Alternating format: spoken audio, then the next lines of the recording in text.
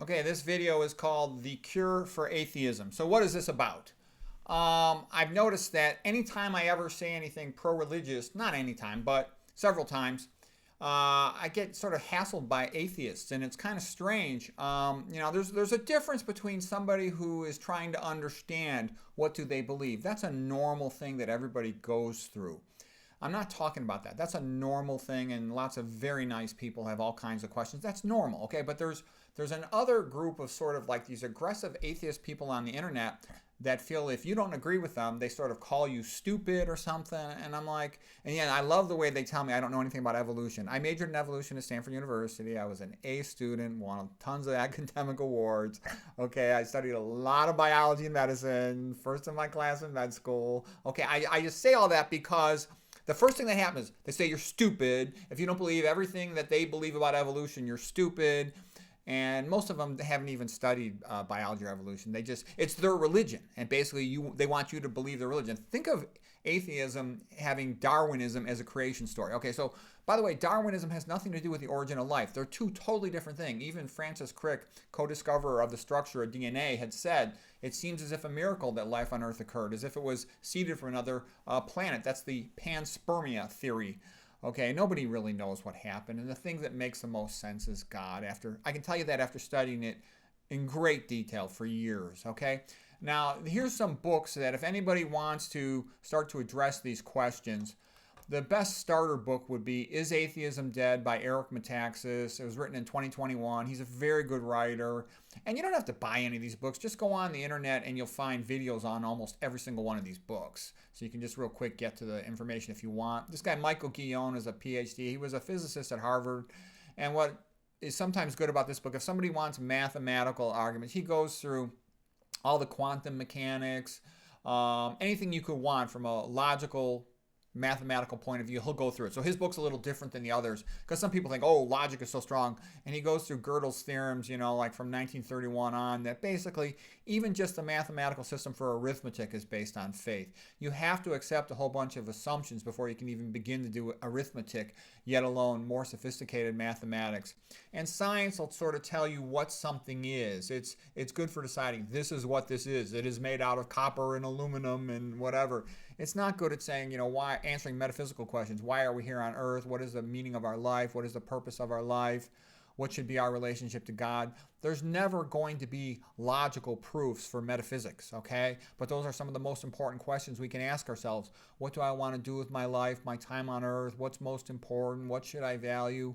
Okay, so anyways, Return to the God Hypothesis, another good recent book. Steve Myers, super smart guy, and he's written a bunch of stuff. He also wrote Darwin's Doubt down here somewhere about evolution. Miracle of the Cell by Michael Denton and Cells Design by Fazal Rana. Those are nice books. I've read every single book on this list and tons more. They're about the biochemistry.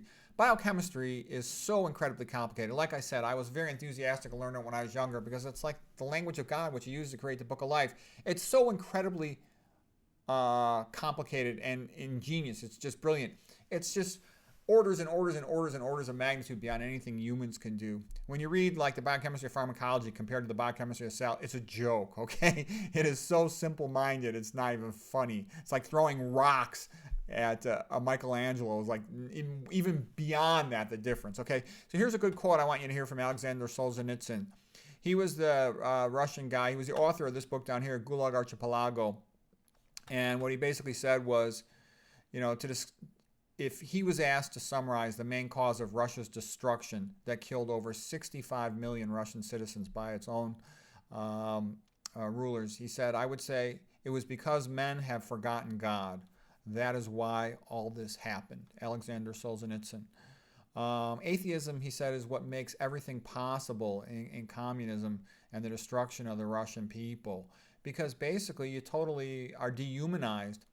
Once you go from the concept of like a biblical God, humans are created in the image of God, to the idea of there is no God, then you're just in the category of a Darwinian category of a talking primate. A talking primate has no rights. A chimpanzee is in a cage at the zoo. Same thing with gorillas, okay? Zero rights.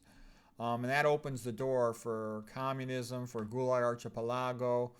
As Dostoevsky had said in his magnificent book, Brothers Karamazov, in the Grand Inquisitor chapter. Basically, if there is no God, then everything is permitted. Even cannibalism. Why not? We feed cows to other cows. Why not feed humans to other humans? It would help feed the poor. And morally, that's repugnant, and that's because you still have some morals, okay? And you want those morals because they provide a lot of other benefits to the quality of human life on this planet. But once you say we're just a talking primate, a talking monkey, all rights, all natural rights, all that's out the door. Forget about it, okay? And we're not like other animals. Some good books on that are Kingdom of Speech by Thomas Wolfe. Our brain's more than 3 times as big as a chimp, and none of the other animals has a verbal language like us. Okay, what other? Some of the other books here. Evolution 2.0 by Perry Marshall. It's a good starter book for evolution, okay? These books here are written by, evolutionary Darwinian biologists. Douglas Axe about, the miracle of protein complexity, how this couldn't have happened by accident. These other books, too, go through the astronomy fine-tuning arguments. These are the biology, biochemistry fine-tuning arguments. This is another biology, biochemistry fine-tuning arguments of Michael Behe on the flagella and all that stuff, the immune system, the clotting system, etc. What mutations actually do, how they're almost always very destructive. Dance to the Tune of Life is another evolutionary biologist writing about how evolutionary theory in terms of Darwinian theory, neo-Darwinian theory, it just doesn't work, okay? And you can even look at the Lynn Margulis theory. It doesn't work with her stuff. You can look at, how wrong Sagan was, Carl Sagan on just one thing after another. He didn't know what he's talking about. Devil's Delusion by Berlinski, interesting book. Coulter, she's a genius, and her book's very funny and hits the key points. She's so smart she could write about evolutionary biology, even though that's obviously not her field. Case for a Creator by Lee Strobel. He's very good, very entertaining, and real easy for anyone to read who wants to just sort of be introduced to these topics and not read about the more advanced stuff. Healing Power of Faith was just another reminder. The religious populations, they're way healthier. That's another thing too. Religion sort of makes the average person happier. It adds more meaning to their life. And like Nietzsche said, he hated Christianity. He says it's a religion of poor people, of losers, of slaves. He wanted a power religion for his people. There's a reason why poor people, slaves, and regular people like a religion that says that their life has meaning, okay? Because it makes them happier. It provides some positive benefits to their life. The Book That Made Your World by Vishal Mangawati. Also, For the Glory of God by Rodney Stark. What these books are all about was it shows that it was the religious populations that started science. They're the only population that really developed significant science. The so-called Enlightenment was actually due to the Christians who started all the science, and historically that's correct. A lot of what's taught to kids in grade school and high school is simply not true. They knew the world was round long before Christopher Columbus. There's all kinds of things like that. And the so-called Enlightenment was just an attempt by persons like the philosophers like Voltaire to deny what had actually really happened. He praised Newton. Newton was like the most religious person you could find. He wrote millions of words about his religious theories. He was obsessed with religion. Okay, same with the greatest composer, Bach, with the greatest sculptor, Michelangelo, and lots of the other greatest scientists and artists and creative people that ever lived. Okay, so that's another thing too. Try to call people stupid. Look, it's the geniuses that are the most religious.